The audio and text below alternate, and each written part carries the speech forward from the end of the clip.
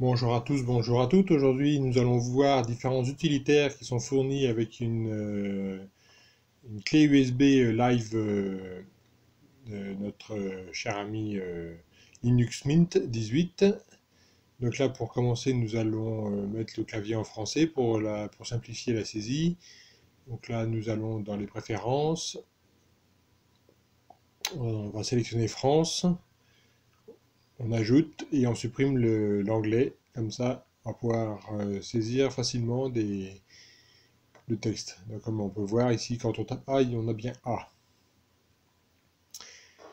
Donc dans le menu, on va déjà commencer par un utilitaire qui permet de faire des images disques, regarder les états smart du disque dur.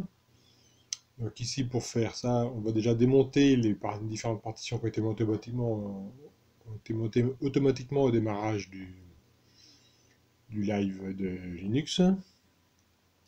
Donc ici, je vous montre comment faire une image disque totale. Donc ici, vous sélectionnez votre nom de fichier, votre dossier de destination.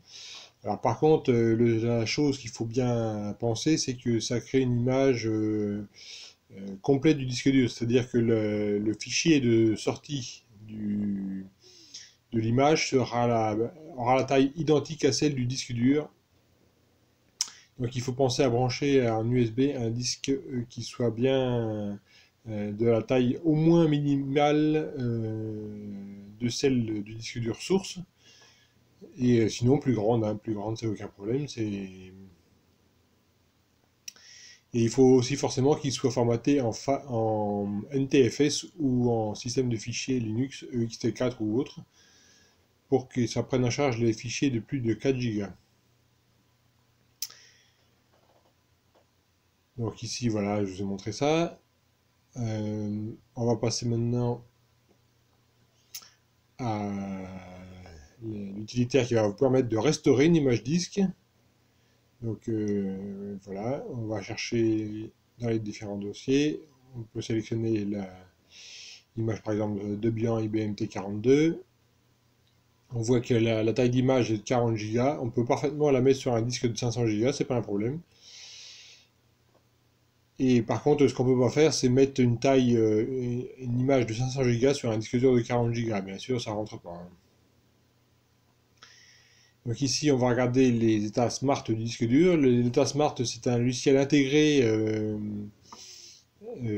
au disque dur qui permet la prévention des pannes, qui contient différents paramètres qui concernent l'usure du disque dur, notamment les secteurs réalloués. Et pour ça, donc là, il y a déjà un premier tableau. Et pour vraiment compléter ce tableau, on peut exécuter des tests smart. Donc vous avez ici short, donc c'est court, donc qui va passer aléatoirement sur le disque. Vous avez le long qui va passer l'intégralité du disque, des plateaux du disque pour voir si si le disque dur est en bon état. Donc là, le test dure à peu près entre 2 ou 3 minutes, 4 minutes en fonction du disque dur pour les tests courts. Donc ici, je vais couper un peu le test. Donc il ne reste plus que 20%. Et donc, en fait, l'état smart donc, permet, en fonction de, des paramètres que vous voyez ainsi, 1, 2, 3, 4, 5, etc., de voir avec les logiciels l'état dur du disque dur. Et les chiffres qui sont importants surtout à regarder sont les 97 et 98, voir si les chiffres sont bien à 0 ou très proches de 0. S'il commence à être supérieur à 0, c'est que le disque dur commence à perdre de sa fiabilité et il est temps de le changer et de faire des sauvegardes des données qui sont dessus.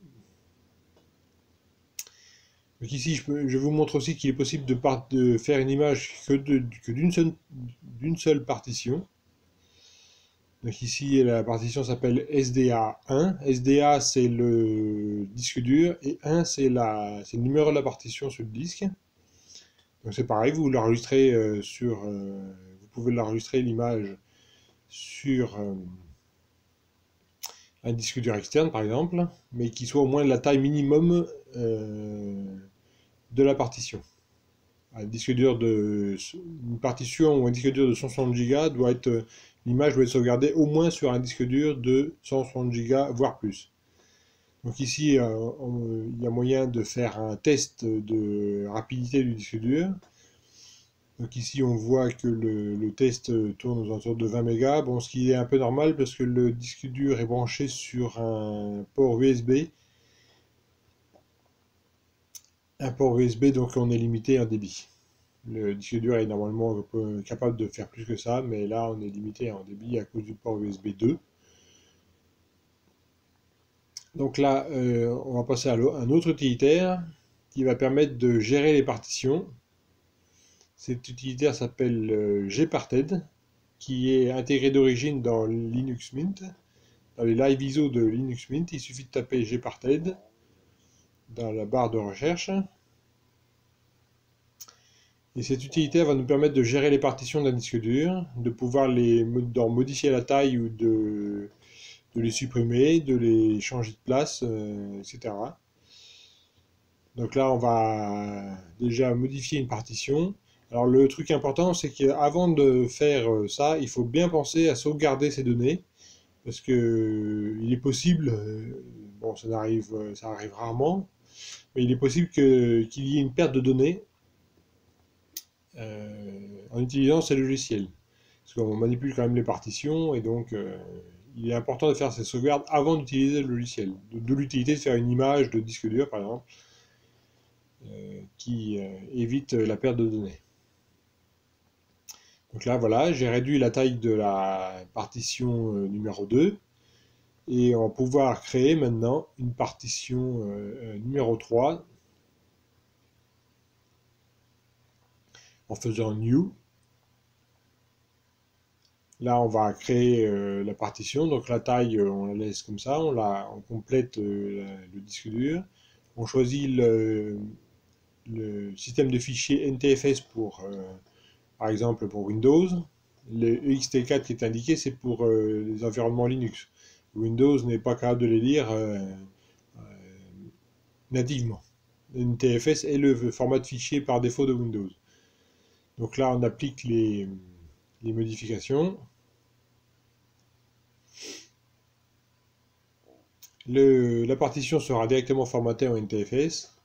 Et là, nous allons voir maintenant, on va monter la partition pour pouvoir écrire quelque chose dedans. Voir que ça marche bien.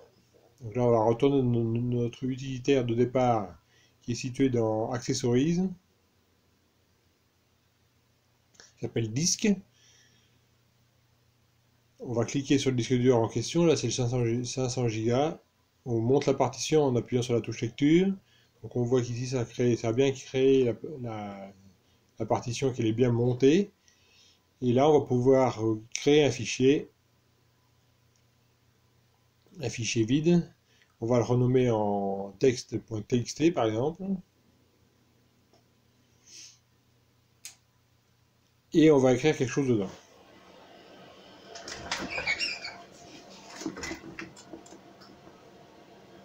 Et on va taper texte coucou pour dire qu'on a marqué quelque chose dedans. On l'enregistre. Et donc pour les besoins de l'utilitaire suivant, on va le supprimer parce que l'utilitaire suivant va nous permettre entre autres de pouvoir retrouver des fichiers qui ont été supprimés par erreur. Donc là, on pense bien à démonter la partition, sinon elle n'est pas lisible, je crois de mémoire, par l'utilitaire. Et l'utilitaire s'appelle testdisk. Donc il existe aussi sur Windows, hein. Et donc là, on est sur Linux, donc on va continuer sur Linux. Et on va l'installer par une commande qui s'appelle apt install testdisk. Donc voilà, c'est assez rapide à installer, hein, c'est un petit utilitaire qui pèse pas lourd. On le lance ensuite en tapant la commande test disque. Donc ici, on va agrandir la fenêtre pour qu'on voie plus clair. On va zoomer un petit peu pour clarifier la situation. Donc ici, on voit que notre disque n'est pas visible parce qu'en fait, on n'a pas exécuté l'utilitaire en mode super administrateur ou administrateur tout court. Donc pour ce faire, il faut précéder la commande test disk de la fonction sudo. Et donc là, on voit bien notre disque de 500 Go. Alors ici, il nous demande de choisir le type de table de partition. Ce qui est renseigné par défaut est déjà correct, hein, il a déjà détecté que c'était un disque dur en EFI GPT. Et quand c'est un disque dur qui vient d'un ordinateur plus ancien, il sélectionnera directement par défaut la table de partition Intel. Donc ici, pour retrouver le fichier qu'on a supprimé par erreur, on va aller dans la catégorie undelete. Mais au départ, là, on va bien regarder qu'il n'y a rien sur notre disque en fichier visible, normalement. Donc là, c'est bien vide. Et on va passer à undelete pour aller chercher, pour pouvoir retrouver notre fichier qu'on a supprimé par erreur. Alors un petit conseil, si vous apercevez très rapidement que vous avez supprimé un fichier par erreur, surtout ne faites plus trop de choses avec le disque dur. Essayez d'exécuter directement ce programme parce que après il peut y avoir des choses qui soient réécrites sur le disque dur. Donc ici on va sélectionner notre fichier texte qui est TXT qui nous intéresse. Donc pour cela vous avez plusieurs possibilités, hein. Vous voyez en bas. Pour sélectionner un seul fichier, vous pouvez taper sur la touche 2 points pour sélectionner le fichier sur lequel votre curseur est placé. Pour sélectionner tous les fichiers que vous voyez, vous pouvez sélectionner A, ça va sélectionner ou désélectionner tous les fichiers que vous voyez. Et donc pour refaire réapparaître le fichier, il faut appuyer sur la touche majuscule du clavier, celle qui est juste au-dessus de CTRL, et la touche C. La touche C. Donc vous sélectionnez votre dossier de destination, et quand le dossier de destination est correct, vous appuyez sur C également, et là on va pouvoir voir que notre fichier test il est revenu sur le bureau.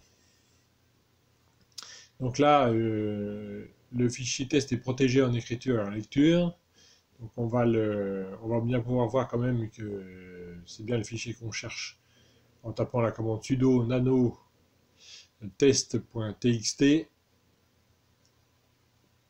car il est en fait, comme on a exécuté le programme testdisk en mode administrateur, le fichier est protégé en lecture. Donc il faut les droits d'administrateur pour pouvoir lire le fichier. Et donc là on voit bien que test coucou est bien le fichier en question que l'on cherche. Donc, comme c'est un fichier TXT, on a pu faire ça. Je vous montrerai en fin de vidéo comment faire pour les autres fichiers. Parce que sinon vous ne pourrez ni copier ni mettre ailleurs votre fichier. Il est protégé. Donc ici pour cette partie-là, on a terminé. Vous pouvez également, grâce à cet utilitaire, créer aussi une image disque. Ici, on va aller dans la catégorie analyse. C'est pour pouvoir faire des recherches. Si vous avez eu un problème avec un logiciel qui vous a effacé, par exemple, votre table de partition suite à une mauvaise manip, vous pouvez utiliser cet utilitaire pour retrouver votre table de partition et ainsi repartir sur de bonnes bases. Donc ici, je vais me balader dans le logiciel. Je n'ai pas de partitions qui ne sont pas, qui ne sont pas, qui ont été détruites. La structure est OK, hein, comme le marque bien le logiciel. Donc c'est là-dedans que vous allez pouvoir. Donc au départ, vous avez un quick search qui va vous donner déjà une bonne liste de partitions. Si avec ça vous ne trouvez pas, vous pouvez faire un deeper search pour aller plus loin dans la recherche de partitions. Vous voyez bien, hein, la catégorie analyse, c'est celle qui analyse la partition courante, la structure de partition courante et fait des recherches pour les partitions perdues. Donc voilà, pour cet utilitaire qui s'appelle TestDisk, qui est très complet pour, pour les disques durs. Également, quand vous avez un disque dur qui commence à fatiguer et que vous voulez récupérer tous vos fichiers, vous pouvez l'utiliser sans problème. C'est un logiciel qui est fait pour ça. Il faut prendre son temps pour l'utiliser, mais ça va vous permettre de vous sauver. Alors bien sûr, il faut que le disque dur soit reconnu par le système. Si votre disque dur n'est pas reconnu par le système et fait des bruits genre tic, tic, clic, clic, clic ou d'autres bruits dans le genre, normalement, c'est pas pour être un oiseau de mauvais augure, mais c'est plutôt mal parti. S'il n'est pas reconnu par le système, a priori, seules des sociétés spécialisées pourront vous aider dans votre récupération de données. Donc là, on en a fini pour ces différents utilitaires. J'espère que ça va vous aider déjà. On va essayer de redonner les droits d'utilisateur normal à TestDisk. Donc pour ceci, on va faire un clic droit sur le bureau, on va faire Open in Terminal. Là, on voit bien que ce sont les droits root. Sur Linux, c'est un droit administrateur, root. Les droits root ont été attribués à test.txt et donc on va exécuter la commande chown mint .mint et test.txt pour redonner les droits corrects à la test.txt. Et pour cela, il ne faut pas oublier de mettre la commande sudo pour être en mode administrateur. Et là, on voit bien qu'on a remis les droits correctement et notre fichier test.txt est de nouveau lisible normalement. Donc voilà pour cette vidéo, j'espère qu'elle vous a été utile et que ça va vous permettre de découvrir les différents utilitaires qui existent. Et je vous dis à une prochaine. Au revoir.